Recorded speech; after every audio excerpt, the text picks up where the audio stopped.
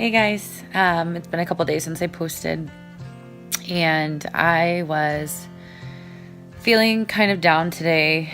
I woke up with the feeling that I had to do this post.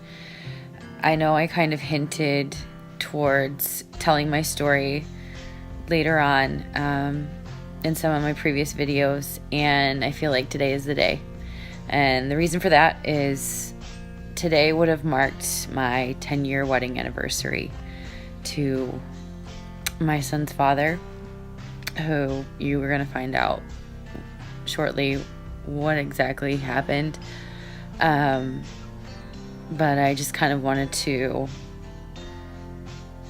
share this video and let you know kind of where I'm at. Today is a hard day. My marriage ended in 2012, right before Valentine's Day. So it's been tough, and you'll soon see why.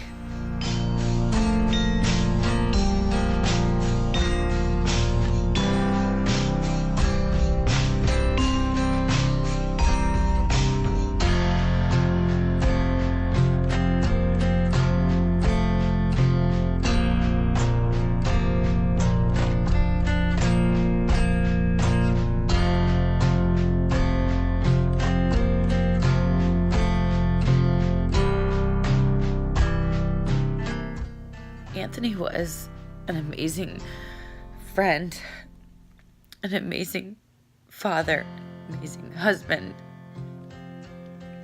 until he got sick. And that's what makes it so difficult, is that he did not get the help he needed, and my family was ripped apart. And I want this video to show at least somewhat of who he was, what we went through. He was a guy, small town, Tennessee, good old boy, just loved being outside, loved just being around people. He was so friendly, so helpful. He'd give the shirt off his back to anybody, and he always made me smile.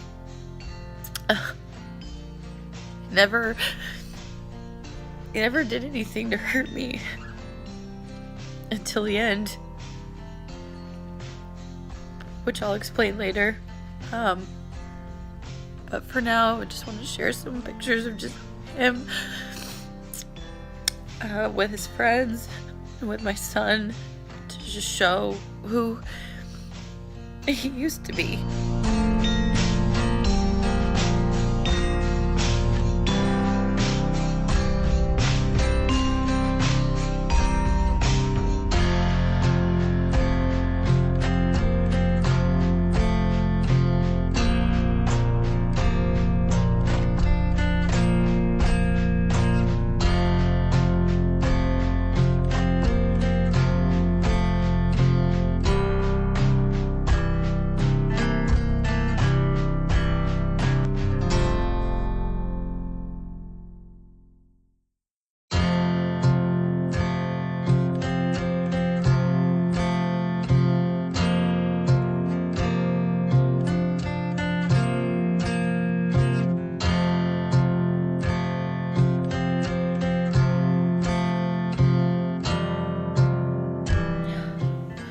As you can see, this makes me super emotional.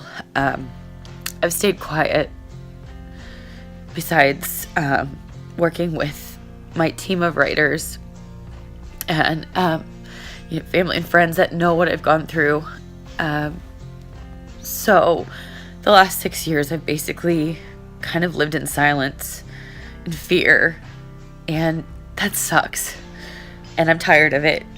And that's why I am making these videos, because it's time for me to make a stand and stop feeling helpless and stop being afraid and start letting people know what really happened, because the media has one version,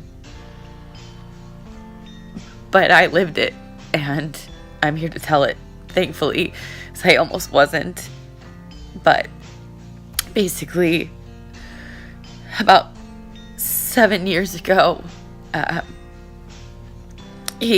Anthony was relieved from his 3rd deployment.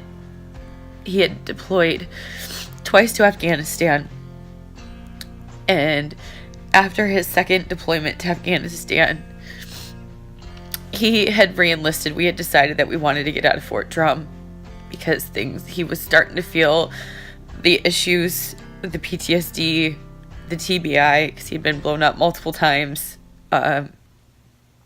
from his previous Afghanistan deployments. He said he just wanted a new beginning.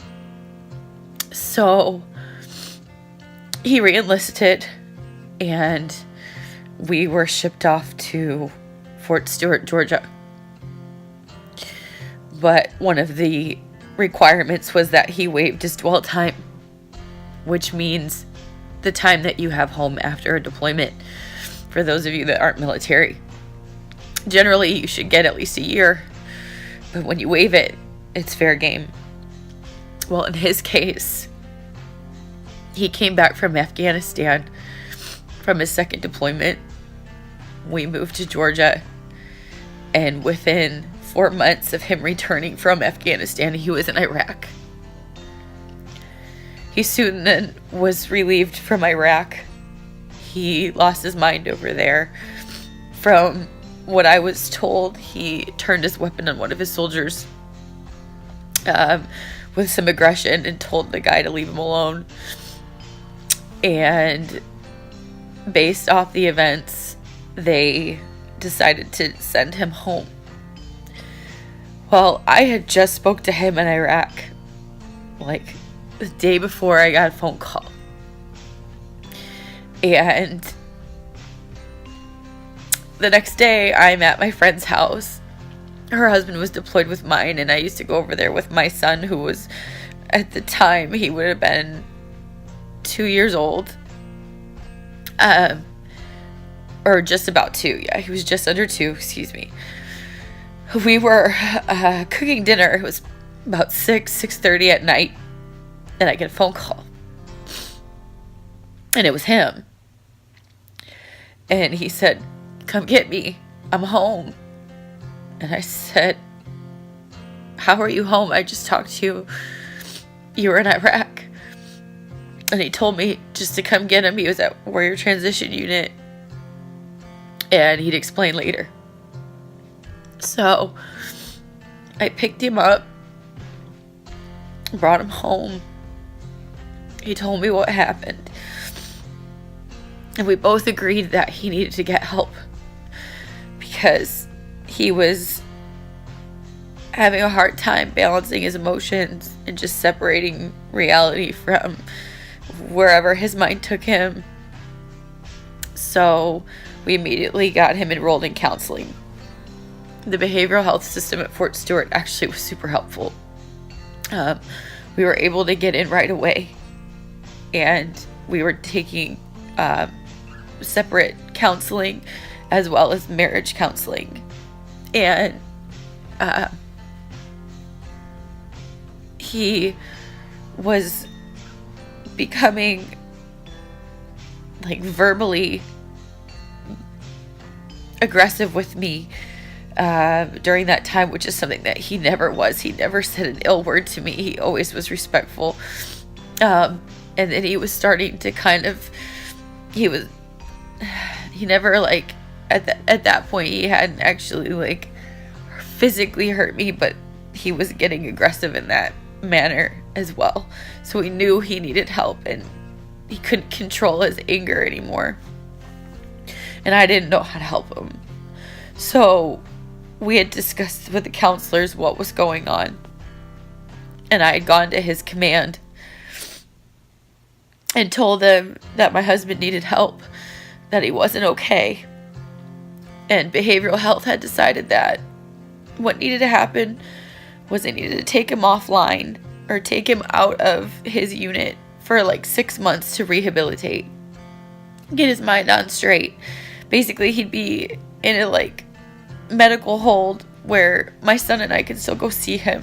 He'd be able to get the treatment that he needed. And then in 6 months, hopefully be back to normal, or at least as close to normal as you can possibly be if you've deployed 3 times. All that had to happen was his commander had to sign the release form to let him leave the unit and then go and get this help. Because behavioral health was going to have like a board meeting where the commander was supposed to come and sign off. And the commander refused because he said that he needed Rear D non-commissioned officers to watch over his soldiers. So my husband was denied the help that he needed and that behavioral health said that he needed because he was in such a bad state of mind at that time. So at that point, my husband and I were still living together, and that's when, over the next few months, the violence started. Being pushed, being choked, being screamed at. I had a shotgun held to my head, a handgun held to my head, a knife held to my head while I was holding my son. It got to the point where I had to get a restraining order and kick him out of my house. And it hurt so bad because I wanted to help him and I couldn't. And I knew that that wasn't him. And no, it doesn't make the violence okay. But there was something wrong, and not just him and I knew it. Like professionals, mental health professionals that deal with soldiers every day knew. And we couldn't do anything because he was forced to babysit soldiers on Rear D, which Rear D is a lot of times when a unit is deployed, it'd be a group of the soldiers that are either like just got there and are getting ready to leave, or are getting ready to get out of the army, or they're like in trouble, or they're just processing out, or like medical hold. So he was kind of like, at that time, kind of a glorified babysitter in a way. And that's where he linked up with this horrible group. The leader, his name was Gwigwi. He is kind of like a Charles Manson type. My husband and I we filed for divorce at that point because there was just no coming back from what was going on, unfortunately. And this guy took him under his wing. And I had mentioned before, my husband at the time had been blown up multiple times.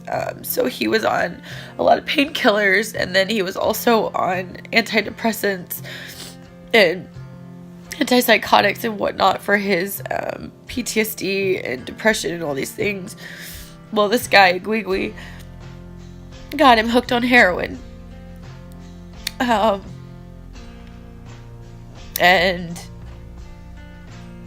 talked him into, I don't know, like, they were some, like, anarchist, domestic terrorist group called FEAR. Forever Enduring, Always Ready is what they stood for. And they planned to take out, well, first of all, the leader, Igwigwi, killed his wife for her insurance money. She was in the military, and I was as well at the same time. And she was murdered, I believe, back in July of 2011. And in December of 2011, my ex-husband was supposed to murder me. And luckily, someone saved my life that night. So I'm here to talk about it. But I was supposed to be killed for my insurance money as well to fund this group. During that time, while I was going through the divorce, because my ex-husband had never been violent with my son, I was required to still give him visitation until everything was final. And a couple nights after I was supposed to be murdered, there was actually a double homicide that my ex-husband was involved in with these other 3 guys. They murdered a young girl who was dating a 19-year-old soldier who was involved in their group. She just happened to be wrong place, wrong time. And the murders happened the beginning of the week. Nobody knew who did it. So I had no idea. Nobody even knew what was going on. So Friday, because of my custody agreement, I was required to have my son go with him. So my son was in his custody that weekend. Saturday morning, after the murders, I get a phone call. They tell me that I need to get to Fort Stewart as fast as I can, or my son's going to be taken into state custody because my husband's been arrested. And they wouldn't tell me why. So I drive as fast as I can to go get my son. And I met with a social worker. And she refused to tell me what happened. And she said, all I know is that you and your son are not safe. You need to watch your back. Something really bad happened. So I have no idea what's going on at this point. So I get my son, and he didn't have his diaper bag. It was at my old house where my ex-husband was living. I went in, because I still had a key. I went into the house. The entire house was stockpiled with weapons and ammunition, and just like magazines loaded and unloaded, and just tripods, everything, like a weapons arsenal. So I called the police and reported it, and nobody said anything. There was no follow-up. Mind you, I had filed 3 other police reports prior to this during like the violent times when he was still around, and the police did nothing. There was only one time that the police actually did something, and it was a night that I was so afraid that I was going to die that I called the police to tell them that I was changing all the locks in my house so he couldn't get in. And he was sitting there texting me, threatening me while the cops were at my house. And they actually watched out for me. But the other ones, when I had the shotgun held to my head, they let him leave with the gun. Just told him to stay the night at a friend's and cool off. Just to give you an idea of how worried about my son and I they were at that time. That was in May, and the murders happened in December, just to kind of give you a timeline. So anyway, so I take my son back. I can't find out anything. They weren't releasing anything on the news. Monday, I called his command and I asked what happened. And they wouldn't tell me. And I said my son was with him when he was arrested. I need to know what's going on. And they wouldn't tell me.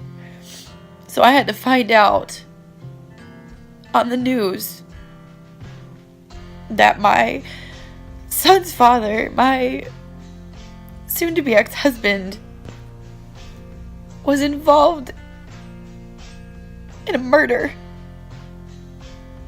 And I can't tell you what that felt like knowing who he was, what we tried to do, and what ended up happening.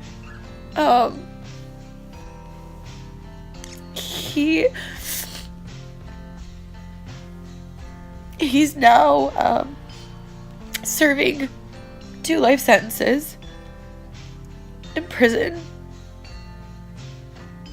and my divorce was finalized February 13th, 2012, with him coming out in an orange jumpsuit and shackles. And that was the last time that I've seen him. It's the last memory I have of him in person. When he came out, the first time I ran out of the courtroom, and I fell to the floor, sobbing. I begged the lawyers to let me talk to him. Obviously I couldn't. So I had to stand next to him, and the judge signed off on the divorce in 2 seconds. Basically was like, well, you lost your rights. Obviously, see you later. So that's the last time I saw him. And then shortly after that, the media was coming after me. They were trying to get into my apartment complex, finding ways to contact me via email, things like that. And I ended up moving basically overnight. My apartment, they were awesome. They let me break my lease and moved, and I just kind of fell off the radar for a while. I went into hiding, and I've kind of been in hiding in a way for years now. But when that happened, my ex had called from jail and told me that there was still a target on my back and on my son's back, because there was still people on the outside, which we find out later that aside from the 4 that were originally arrested with him, they arrested several more months later. But he had called and told me that there was a possibility that we were going to be murdered as well. And I needed to stay quiet. And I again filed a report with the police. They sent somebody out. I gave a statement, and that was that. The only person that actually went out of their way to help us was this investigative reporter. He was amazing. I still talk to him to this day. He came to me and he actually explained how much danger that my son and I were in. And I asked him to tell the real story. And he did. Because all the articles out there just make my ex-husband look like he was just this horrible person. And obviously what he was involved in was absolutely horrific, and I'm not justifying it by any means. But that wasn't him, and I still don't believe that he was involved in the way that he's painted out to be. It just sucks feeling helpless, because we tried to get help before it was too late. And after all of this, everybody, the military, the police, they weren't there for my son and I. There was no protection for us, no witness protection, no assistance, nothing. Just figure it out. Even knowing that there was confessions made that we're supposed to die even after the arrests were made. So I just did what I had to do as a mother and just as a person. We ended up moving away from Georgia, and I didn't go all the way home, but close enough where I could be home if I need to, and just try to rebuild my life. I joke around about it. I mean, it's not a funny thing. I'm crying, obviously, but I feel like my life was a country song. I lost everything. I lost my husband. Almost lost my life. Lost my house. Everything I owned. Literally overnight. With a 3-year-old at the time. And I didn't know what I was gonna do. Yeah. So now here I am. I have reestablished myself. I'm getting help, but I am definitely left with a lot of emotional scars from this. I've lived with a lot of guilt, feeling like I didn't do enough for him. I tried to be strong, but once the violence started, obviously, like, what was I supposed to do? I had to do what was best for my son and I. But it just sucks that because of one person not feeling like help was important, I lost everything, and 2 people died that didn't need to. My son will never have his father back. And I honestly believe had he gotten the help that he needed, I would still be with him, and my son would still have his dad. But now that's not possible. So there's a lot of intricate details to this story that I haven't shared on here, but that's where I am in the process of writing a book to kind of give you the full picture of everything. But that's kind of the gist of it. I want to help people. I don't want anybody to go through what my son and I went through. The families of the victims, like,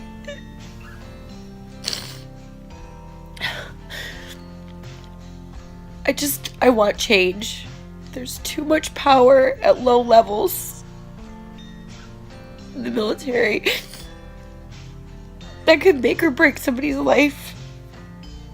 And in our case, it broke my husband.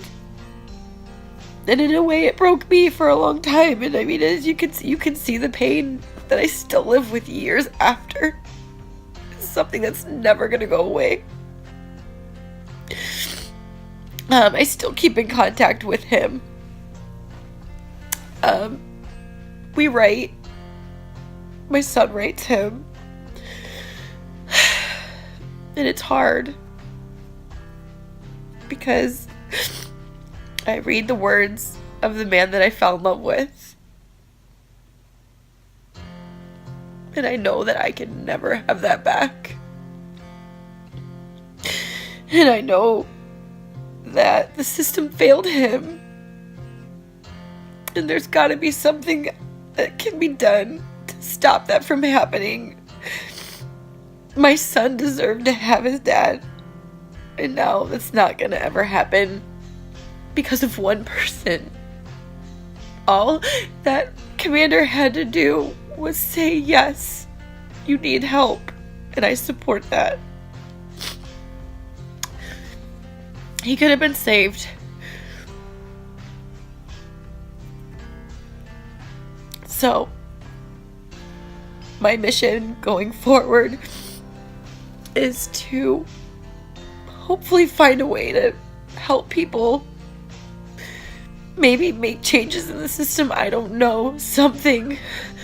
But we can't keep sending people overseas and then bringing them home and not giving them the help that they need, because they're suffering and so are their families. And there's so many things that are happening that could be avoided, and this is one huge example. All of this could have been avoided by one signature. One person saying, yes, this matters. Yes, you matter. And my husband might have his life back. And those kids might still be here. And I might not have to be living with the pain that I do. And my son, again, would have his dad. So, I just wanted to share. It's kind of what I went through, what I'm dealing with, and what I want to do. I don't know what can be done, but I thought maybe by bringing this to the public's eye, bringing some attention to it, maybe it's a start in the right direction for now, until I can find a bigger way to make a change. So, thank you so much. Subscribe to show support if you like the content. I'm going to continue to make posts along the way on any progress that I make with this journey. Also, just with my everyday life. Just putting my life back together. Trying to be a better mom, a better person. And just help people. So, thank you. Love you guys.